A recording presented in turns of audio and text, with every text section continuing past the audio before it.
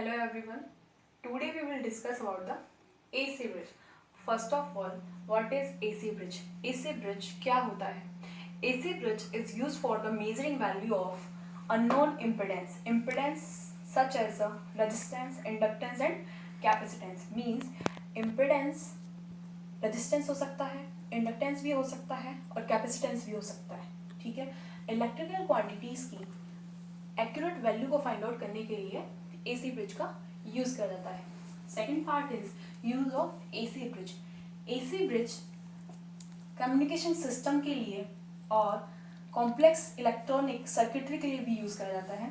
AC bridge केवल AC signals के लिए ऑपरेट कर सकते हैं. ठीक है. और एसी ब्रिज का यूज ऑडियो सिग्नल्स की फ्रिक्वेंसी के लिए भी किया जाता है. ठीक है. Third one is general equation of AC bridge. This is the construction equation of AC bridge. First of all, we will see the diagram of AC bridge. This is the circuit diagram. There are 4 branches. 1, 2, 3 and 4. Or there are 4 nodes. A, B, C, D we will denote. Okay. A alternating source and also detector also connected. A and B node के बीच Z1 impedance connected है, B and C के बीच Z3 connected है, A and D के बीच Z2 impedance connected है और D और C के बीच में जो लोड लगा है वो क्या है, Z4.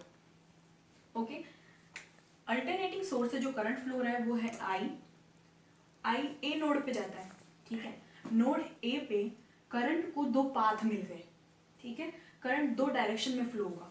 तो यहाँ पे जो करंट है वो है I, लेकिन वो 2 पाथ में डिवाइड होगा. I1 एंड I2 में डिवाइड हो जाएगा. I1 जो करंट है वो लोड Z1 में है, I2 जो करंट है वो Z2 में है. यहाँ से करंट नोड B पे जा रहा है. ठीक है. I1 करंट लोड Z1 से होकर नोड B पर जा रहा है. B पर जाने के बाद I1 करंट को 2 डायरेक्शन मिल जाती है. ठीक है. 2 डायरेक्शन मिल जाती है. एक डायरेक्शन है B टू D के बीच में, एक है B टू C तक. ठीक है. B टू D के बीच में एक डिटेक्टर लगा हुआ है, बैलेंस डिटेक्टर लगा हुआ है. B और C के बीच में Z3 इम्पिडेंस लगा हुआ है. यहाँ पर I1 जाके 2 पाथ में डिवाइड होती है, that is ID and I3. ID should be 0. ठीक है. इसके लिए हम बाद में डिस्कस करते हैं. First of all we discuss about the diagram. ठीक है. यहाँ पर I3 करंट फ्लो होगा, वैसे ही यहाँ पे I2 जाके Z2 में से फ्लो होकर D पर इसको 2 पाथ मिल जाते हैं. ठीक है. यहाँ से जा रहा है. ठीक है. यहाँ पर जा रहा है I4. ठीक है. अब है करंट हो गया, नोड हो गए, डिटेक्टर हो गया, इम्पिडेंस हो गया. अब बचा है वोल्टेज. A और B के बीच में जो वोल्टेज ड्रॉप होगा वो क्या होगा, उसको क्या नाम दे दिया, V1. क्यों? क्योंकि यहाँ पे क्या लगा हुआ है, इम्पिडेंस Z1. ठीक है. वैसे ही Z3 है तो V3 कर दिया, Z2 है तो V2 कर दिया और Z4 है तो V4 कर दिया. ठीक है. ये हमारा डायग्राम हो गया. इसके बाद देखते हैं basically there are 2 condition in order to balance the bridge. Bridge को बैलेंस करने के लिए 2 कंडीशंस होंगी. कौन कौन सी? फर्स्ट है जो करंट डिटेक्टर करंट है वो जो फ्लो होगा वो क्या होगा, शुड बी 0. ठीक है. करंट 0 होगा तो नोड B और D के बीच में जो वोल्टेज ड्रॉप होगा वो भी क्या होगा, 0 होगा. ठीक है. Detector current should be 0. Then the potential difference between the node B and D is also 0. ठीक है. इसके बाद में है हमें क्या निकालना है, general balancing equation. We can write V1 equals to V2. V1 equals to V2. क्यों? क्योंकि यहाँ पे 2 कंडीशंस थी. फर्स्ट कंडीशन है ID करंट क्या होगा, 0 होगा और वोल्टेज ड्रॉप भी क्या होगा, 0 होगा. ये 0 होगा मीन्स ये ब्रांच आप हटा दो. ठीक है. A और B, A और D, ये चीज बीच में कनेक्टेड नहीं है, नेगलेक्ट कर दिया गया. ठीक है. A और B के बीच में जो इम्पिडेंस है वो है Z1. यहाँ पे क्या है, Z2.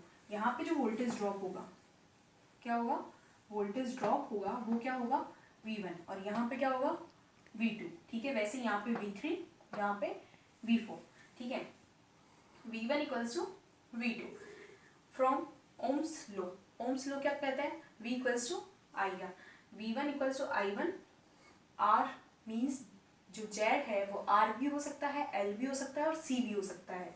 यहाँ पे Z1 है, Z1 लिख दिया इक्वल्स टू I2 Z2, ठीक है। Equation number first. इसके बाद में है potential difference from B to C and D to C, ठीक है। Also equal means V3 equals to V4, V3 equals to V4, ठीक है। From Ohm's law means Ohm's law apply करने पर, मैं इसको नीचे से रफ कर देती हूँ, then I will write on.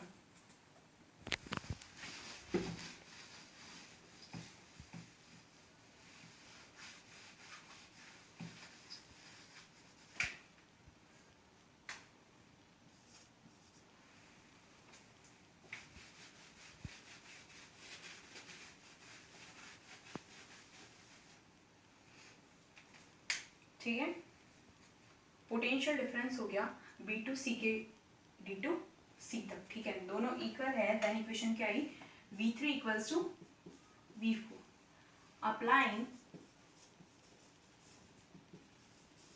Ohms law. Ohm's law, Ohm's क्या कहता है, ओम बोलता है V इक्वल्स टू IR, ठीक है। V equals to IR, value put करेंगे V3 Z3 equals to I3 Z3 equals to I4 Z4, equation number 2, ठीक है। इक्वेशन फर्स्ट आ गई, इक्वेशन 2 आ गई, ठीक है। Equation first is divided by equation 2, ठीक है। इक्वेशन फर्स्ट को इक्वेशन 2 से डिवाइड कर दिया। इक्वेशन फर्स्ट क्या है, I1 Z1 equals to I2 Z2, ठीक है। किससे डिवाइड कर दिया, I3 Z3 then I4 Z4, ये हमारे पास आ गया, ठीक है।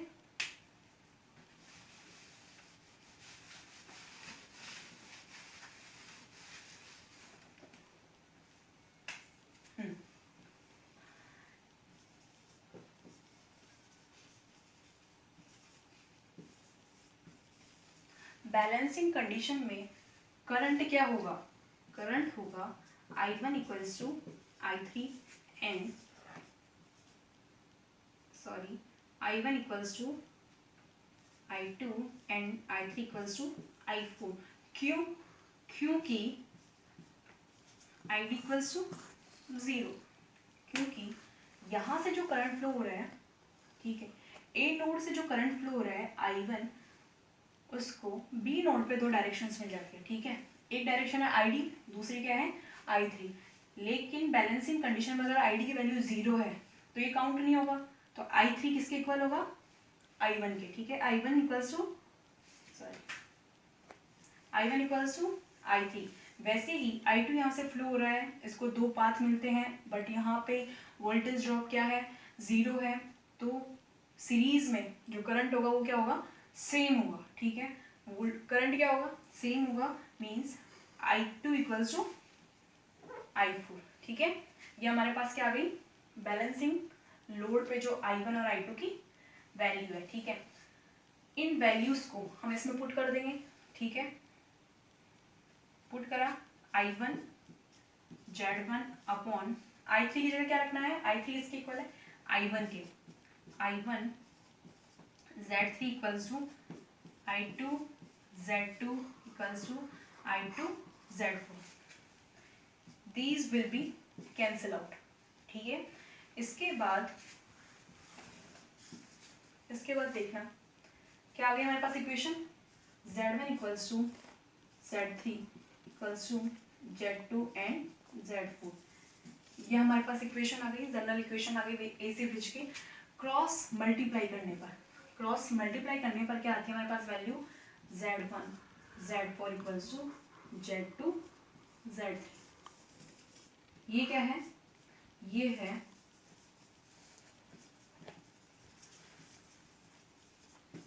Balancing condition of AC bridge.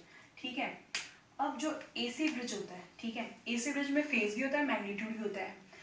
तो इसको पोलर फॉर्म में हम कैसे लिखेंगे, पोलर फॉर्म में हम कैसे लिखेंगे, पता है ना पोलर फॉर्म क्या होता है, जिसमें फेज हो और मैग्नीट्यूड हो। फेज मतलब फेज एंगल होता है किसका, कॉम्प्लेक्स जो इम्पिडेंस लगा हुआ है उसका। ठीक है,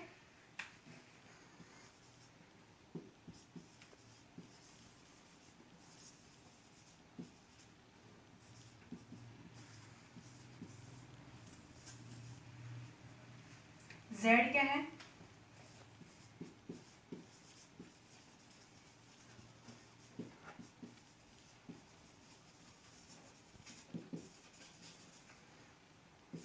Z किसको रिप्रेजेंट करता है, मैग्नीट्यूड को। ठीक है, थीटा किसको रिप्रेजेंट करता है, यह रिप्रेजेंट करता है फेज एंगल।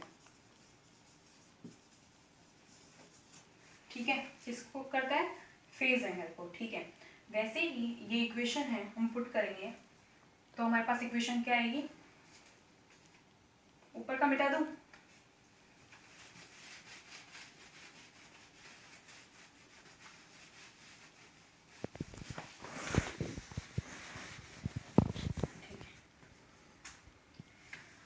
हमारे पास इक्वेशन आएगी Z1 θ1 multiply by Z4 angle θ4 equals to Z2 angle θ2 multiply Z3 angle θ3। ठीक है, ये क्या हो गया, ये Z1 हो गया, Z4 हो गया, ये Z2 के इक्वल हो गया और ये Z3 के इक्वल हो गया, किसमें, पोलर फॉर्म में। ये क्या होता है, Z1 क्या है यहाँ पे मैग्नीट्यूड और ये क्या है हमारे पास फेज एंगल। ठीक है,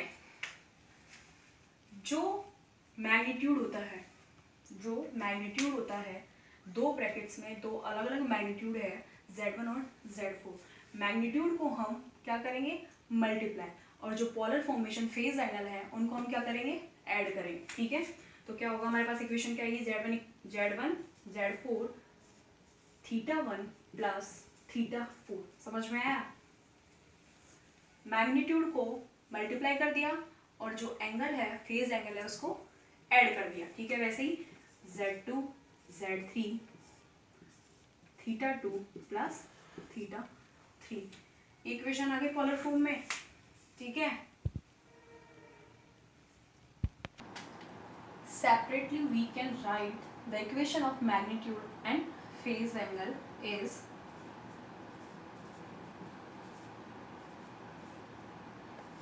ठीक है, सेकंड इक्वेशन क्या होगी,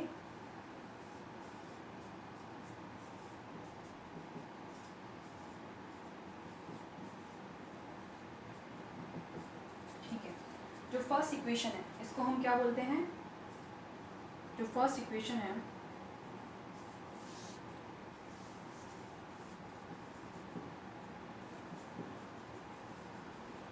first equation is known as magnitude criteria और सेकंड जो है,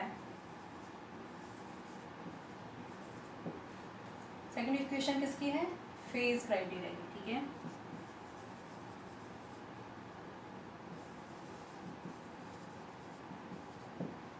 ओके, ये आपका टॉपिक कंप्लीट है। इसके बाद में है इसके एप्लीकेशंस। एप्लीकेशंस आपको पता है कि जो इलेक्ट्रिकल क्वांटिटीज़ हैं, जैसे लोड में आपका इम्पिडेंस है, तो यहाँ पे इम्पिडेंस की जगह एडमिटेंस भी हो सकता है।